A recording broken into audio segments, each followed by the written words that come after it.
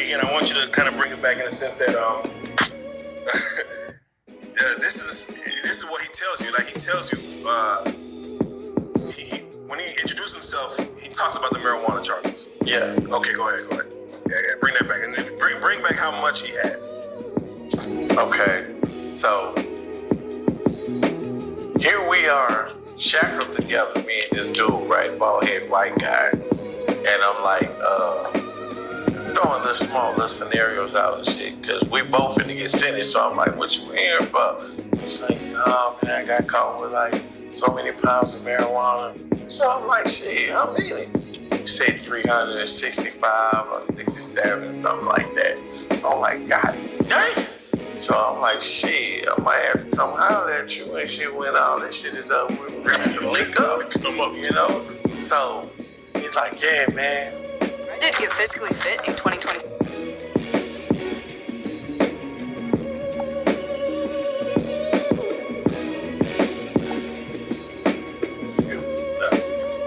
So he's like, yeah, man. So we get to Sherman's, right?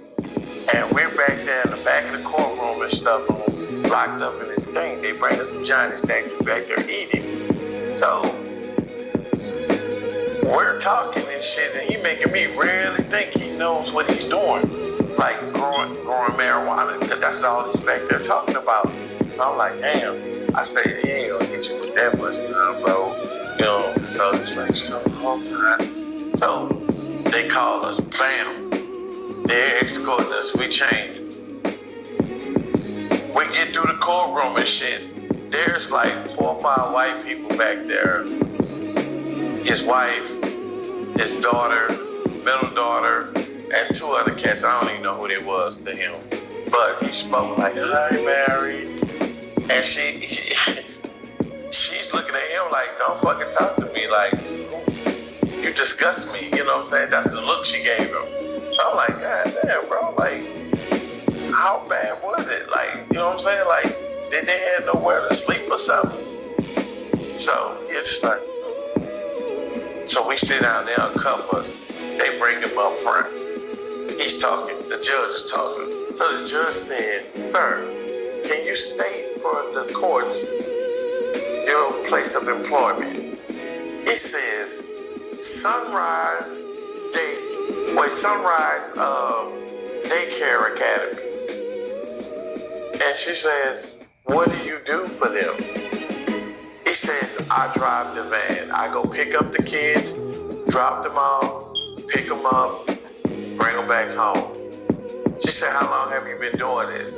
He says, for several years. So I'm like, what the fuck this got to do with weed, man? You know what I'm saying? So she said, so is that your wife's daughters and your nephews or whatever back there in the back? And he goes, yes, it is, Your Honor. Can you tell us, what did you do to your daughter that made them so upset? He got quiet. She said, speak up. We don't have all day. So I'm looking at shit. I'm like, so the dude next to me, right? I'm looking, I'm like, this is some fucking weed. He's like, people do the cold pedophile, man. And I say, get the man, I'm gonna kill him. I'm like, I wish I could get out these damn cuffs now and shit, just run up on this stupid ass. The bitch, you played me. You know what I'm saying? You lied to me all the way over here. You lied to me in the back. You just kept me going and shit instead of saying, man, I fucked up this, that, and the third. You know what I'm saying? And I probably would have beat you with these chains and tried and shit while back there, but that's about all I can do to you. You know what I'm saying? But now, when we get back, bitch, I'm fucking you up. You know what I'm saying? Any way I can, I'm fucking you up. But I just say this to say, Do you blame him? for lying? Yeah, for like being scared. This is sometimes people's first time. You weren't scared to touch that baby? Yeah. No one wants the action that they did to someone done to them. They just, Yeah, But you weren't scared to touch that child. Well, really both of your daughters.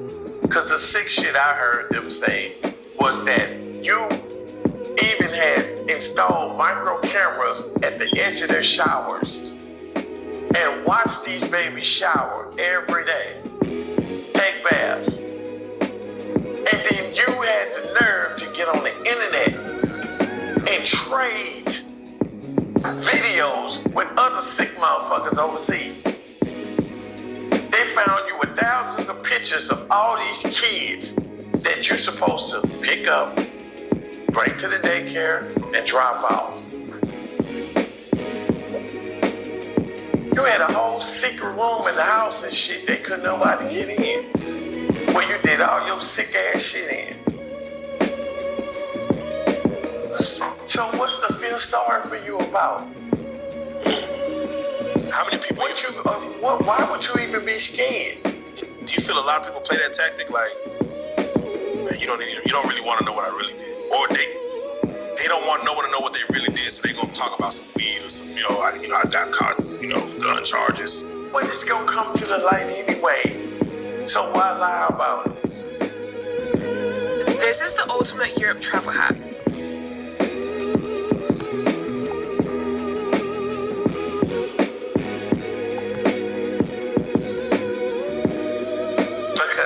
Personally, I thought that if you had these kind of charges on the way to court, they would separate us. But they don't care. They just,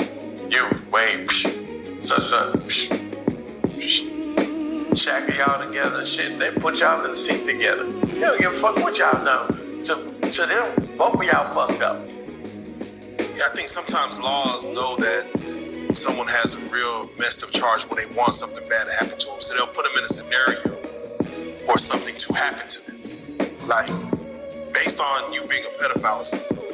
Or we're going to tip people off, let them know that they do tip off. This is what it is. They do tip off. Now, in the state and shit, they tip off to the point that get you fucked up. In the feds and shit, it's not even gonna go that far because you got an opportunity and shit to shake your spot before you even get there. You know what I'm saying? They already know when you come to their door what the fuck you did. So if you bold enough to get off that bus, you enter at your own risk. Cause they gonna tell you. They gonna fuck your ass up. They gonna tell you. Enter at your own risk.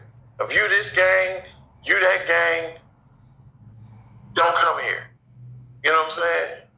Don't come here. You did anything or any other form and shit that was disrespectful and shit, believe me, it beat you here.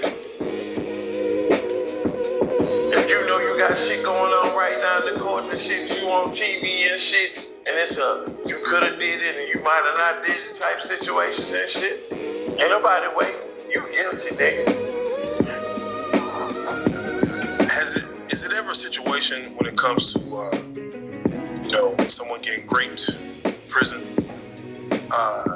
to where is it normally a one-on-one scenario? I know you gave the story of the men in the shower, but do they ever have like a situation where it's a tag team, like say, I'm gonna go in there, get this man right. You coming right after me? Hey, it's my turn, Bobby. Boom, I'm in there. Does it ever get to the point where like damn, like there's no solace for this person? I mean, throughout the years, it's been known to happen. Have I seen it like that? No. Yeah, to me, it's wild to where you would think that a guard will be strolling every soul to where even if it was happening, it's gonna be over quick because you gotta get out the way. They gonna do their eight escape, bro. They gonna mind their business.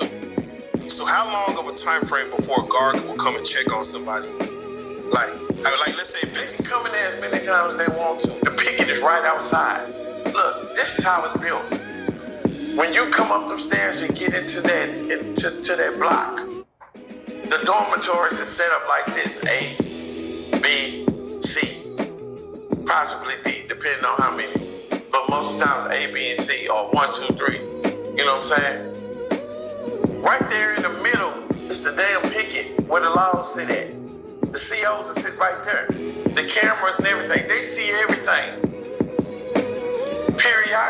they're supposed to get out and roam and go. And some people can see that and be like, okay, we got such amount of time and shit. But he get back because this bitch ass and shit just went over there and ate.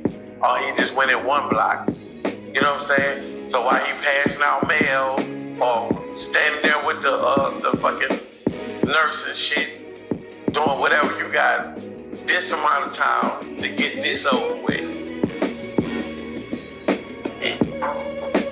Do the guards form such a routine that you kind of could know, like, I kind of already know their routine is pretty much, or are they set up to be sporadic? Like, nah, we ain't gonna give you times that we're walking around. You ain't gonna know that we do it every 15. We gonna just sporadically do it. That's what I'm saying. They can do whatever they want to do. So a lot of times, sporadically, when they walk around, or you have that certain CEO that'll come on shift, and you already know how he moves or she moves. So you know if you got to worry about her or not. But what you do have to worry about is the other CEOs and shit that's out there in the office and shit they're roamers. They're roaming around. You know what I'm saying?